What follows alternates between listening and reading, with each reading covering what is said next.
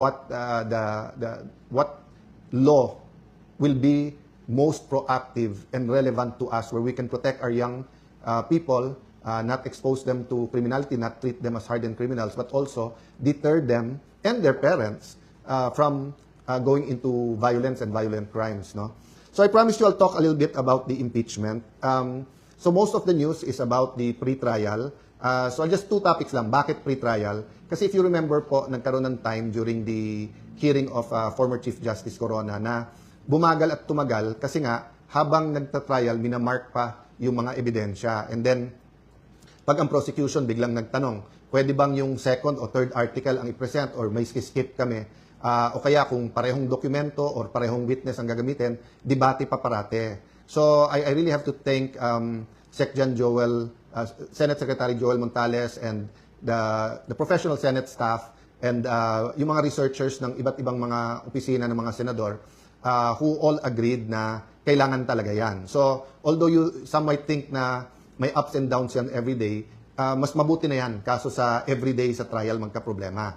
So having said that, the second point kasi I want to make, and I think this is the most important point in the trial, is yung political neutrality or yung impartiality. So all throughout history, ang issue parati sa isang korte is to be impartial. Impartial. Ibig sabihin po, walang kinikilingan, di ba? Hindi pwedeng umpisa pa lang A versus B, kampi ako kay B. Di ba? Kaya nga sa jury system, they have to make sure na yung mga nasa jury hindi biased. So supposedly sa system natin na may judge, sila dapat ay trained na kahit na may personal opinion or may feelings about it, they apply the law. Diba? So for example, kung yung isang judge namatayan dahil sa drunk driving, pero ang batas natin, drunk driving 6 years lang, hindi pwedeng sabihin ng judge, 9 years ikulong yan. Kasi nga, kailangan niya sundin yung batas. But yung judge kasi is trained. So ang problema natin sa senator judges, we're not really trained as judges. Of course, some of us have been in other impeachment trials or whether sa House or sa Senate, so may konti ng experience. But still, ang layo sa training kahit na ng ating MTC or RTC judges, di ba? So, yung impartiality is very important. So, if you remember when we convened the court, nag-oath taking, di ba? Nauna ako at pagkatapos nag-oath naman yung lahat ng senator. Makikita nyo po dito sa Resolution adopting the rules of procedure on impeachment trials. Sa Rule 3, before the consideration of the articles of impeachment, the presiding officer shall administer the prescribed oath or affirmation to the members of the Senate then present and to the other members of the Senate as they may appear, whose duty it shall be to take the same. Upon presentation of the articles to the Senate shall specify the date and time for consideration of such articles unless the Senate provides otherwise, di ba? So yan, ginawa natin lahat. Tingnan niyo yung next paragraph. Senators shall observe political neutrality during the course of impeachment trial. Tapos dinefine niya, political neutrality shall be defined as an exercise of public officials' duty without unfair discrimination and regardless of party affiliation or preference. Okay, ulitin ko ha.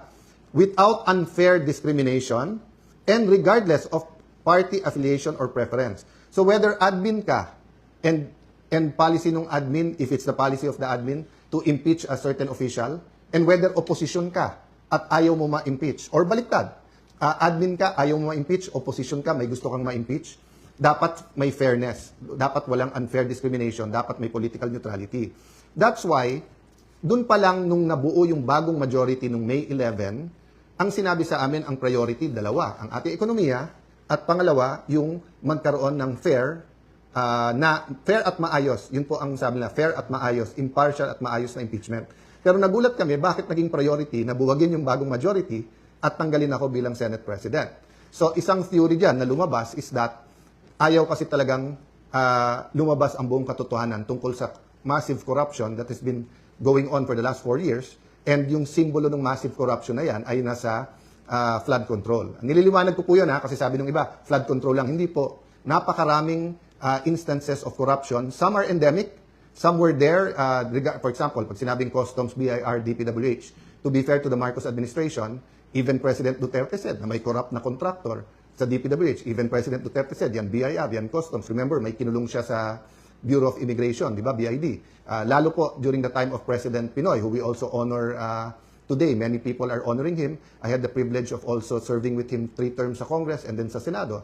we were not always in agreement, but I recognize the good that he's done, as I recognize the good done by President Duterte. And during the Pinoy years, anti-corruption was also very important. So having said that, nung lumabas yung Napoles, sabi, grabe naman to. May ghost, may yung pera parang dumadaan lang sa foundations, tapos sa bulsa na ng politiko at ng contractor pumupunta.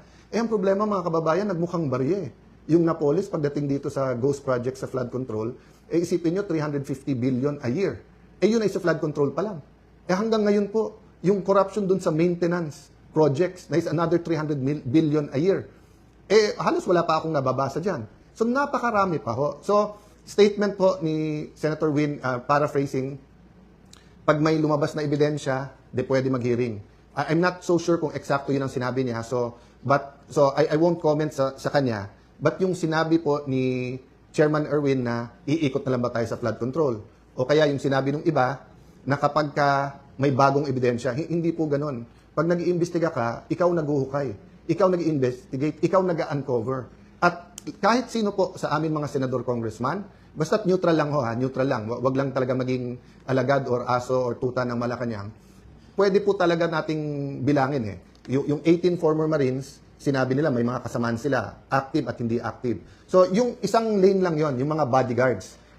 May magandang point yung sinabi sa akin ng isang public official din. Sabi niya, Sen, bakit ba ang daming debate kung may katotohanan o wala? So hindi pa niya sinasabi kung totoo o hindi yung testimony ng 18 Marines. Sinasabi niya lang, ba't may debate pa kung yung mga former bodyguards or former Marines ay pwedeng mag-deliver o hindi? Si Zaldico na mismo nagsabi na marami siyang pinadeliveran. Di ba? And everyone agrees that former Congressman Zaldico is in the center of this. So hindi ko pa sinasabi na conclusive siya, mastermind, or kumbaga sa gera siya ang isa sa pinakamalaking general. But we all agree, whether we believe what he said or hindi, that he's in the center of that. At siya na nagsasabi nga na yung mga nilikom niya ay hindi para sa sarili niya at may mga diniliberan siya. Imposible naman mag-isa siya nag-deliver. So, going back to my point, that's one area to follow. Okay, number 2, dami pang public officials. Ang dami na banggit. So, dun sa inyo na nagtataka bakit ako inaaraw-araw ni Senator Lacson, di ba nasabi ko na kasi nabuko sila So, kasi kung susundan nyo, hukayin nyo yung ibang mga video at mga statement ni Senator Lacson, dumating ang point, siya na yung sumasagot Siya na nag-interpret ko ano sinabi ng mga witness. Siya na nagsasabing, etong witness na to, okay, eto hindi. Eto credible, eto hindi. Kinausap daw niya si Yusek Bernardo. Nag-deliver daw, pero hindi sa Malacanang o hindi sa mga taga-Malacanang. Kung hindi, or hindi sa First Family, pero dito dineliver sa mga opisyal na to. And then ayaw niya patawag yung mga opisyal na yan. So, kahit na po yung mga investigador sa PNP na 6 months pa lang nag-training, nag-uumpisa na, may simple yan na kung paano mo susundan yung ebidensya. Diba? So, napakaraming leads. So, ang question lang, gagawin natin ba to o hindi? Bakit ito inuugnay sa impartial hearing?